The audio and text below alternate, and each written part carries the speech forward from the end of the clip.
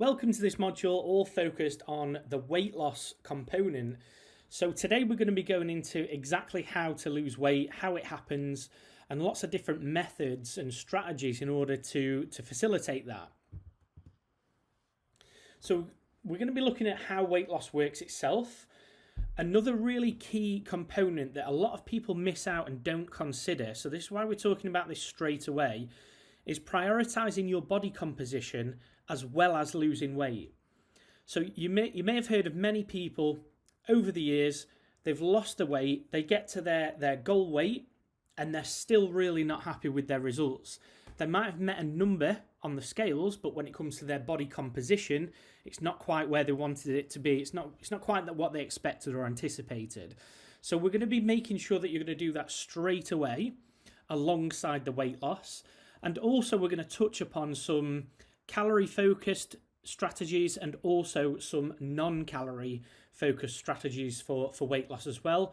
Although in future modules, we're going to be going into lots of specific strategies much more extensively. But we're going to finish off with just a little bit of an overview on that too, just to give you an idea to begin with. So when it comes to losing weight, it really is as simple as consuming less calories than you're burning off. So the calories in component, we're talking about food that you're consuming, the calories from drinks as well. You know, a lot of people might say, drinks aren't included, they don't count. They certainly do. It doesn't matter whether they come in liquid form or in solid form, they absolutely all contribute. And then in the calories out section, we've got a few different components too. So we've got the resting metabolic rate, also known as RMR. So this is basically the energy that you use to breathe, for your heart to beat, for your liver and kidneys to carry out their jobs. There's not really too much you can do about that.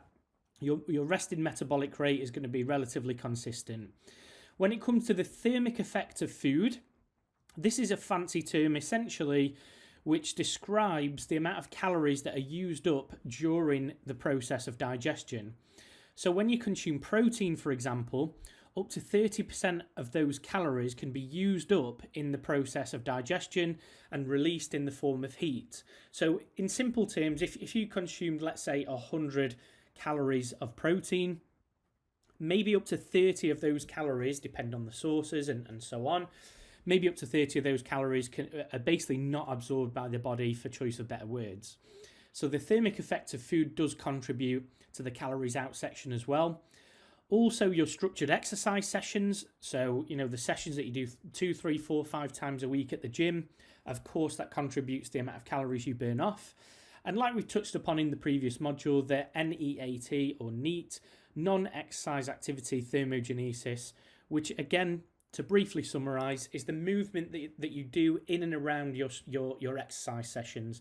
Even things like some people fidget more than other people, and this happens all day, every day, just that little bit more. So over the course of the week, it compounds and there's a further contribution to those calories out. Some people sit relatively still, so strange as it sounds, those components also contribute too. So when it comes to calculating your calorie targets for the days ahead, what we need to do is take a look at something like a tool that'll just take out all the legwork for you. You don't have to do any complex maths or anything like that. There's lots of tools out there that'll do all that stuff for you. So there's lots of apps out there. So for example, MyFitnessPal, you might have heard of that. There's loads and loads of other variations that do similar things too. There's different apps that come pre-installed on things like Apple phones and Android phones. And of course, there's websites as well. And that's what we're going to focus on today, because it's a really, really useful tool that everybody can easily use. So the website is called calculator.net. So if you search on Google, literally just calorie calculator, it's the first one that comes up, and it looks something like this on the right-hand side. You'll be given a few different boxes to fill in: your age, gender, height, weight, and physical activity level. It'll take literally 5 seconds, if that. You click calculate at the bottom, and it takes you to a page that's something like this. And it gives you a prediction, an estimate of how many calories that you need to consume in order to either lose half a pound per week, lose a pound per week, or lose 2 pounds per week. The only critique I would offer on this website is if you look at the final box, it says extreme weight loss in the bottom left-hand corner. 1 kilogram per week or in and around £2 per week is absolutely not extreme. It's certainly not. So maybe just take that with a little bit of a pinch of salt. Other than that, this is an unbelievably useful and valuable tool to use. So all the calculations have been done for you now based on your information and data, and you can pick the rate of weight loss that you wish to achieve. Now, one thing I will say on this topic, the key here is not just to simply try and lose as much weight as physically possible in as short a space of time as possible. Some people work really, really well with losing 2 pounds of body fat per week, for example. Some people struggle a lot with trying to lose 1 pound per week. And you've got a whole spectrum of people in between that as well. So the target here really is to find that sweet spot where you can lose a good chunk of weight each week. However, you've also simultaneously prioritized consistency, and you're not going to be that low on energy, feeling rubbish and just wanting to throw the towel in every second of the day. You might be able to do that for 2 or 3 weeks and it'll just come to an end, and your long-term results have not been achieved in this case. So this is the mistake that a lot of people make. You need to prioritize consistency alongside those weight loss results too. So when it comes to prioritizing body composition, we need to create that calorie deficit, which we've already touched upon. We need to make sure that we're doing consistent resistance training, which you'll most likely already be doing. We also need to be hitting our daily protein targets, and there is a protein module just around the corner that will be going into this extensively and giving you an exact step-by-step method, really simple, on how to work out those protein targets and also how to meet those targets.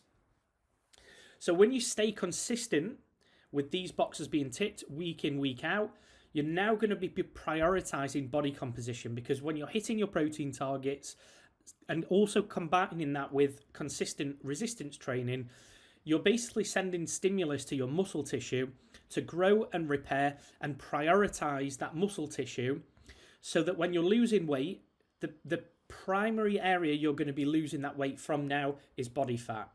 If you don't prioritize resistance training and or prioritizing your protein targets on a day-to-day basis, you'll lose weight from both muscle tissue and body fat.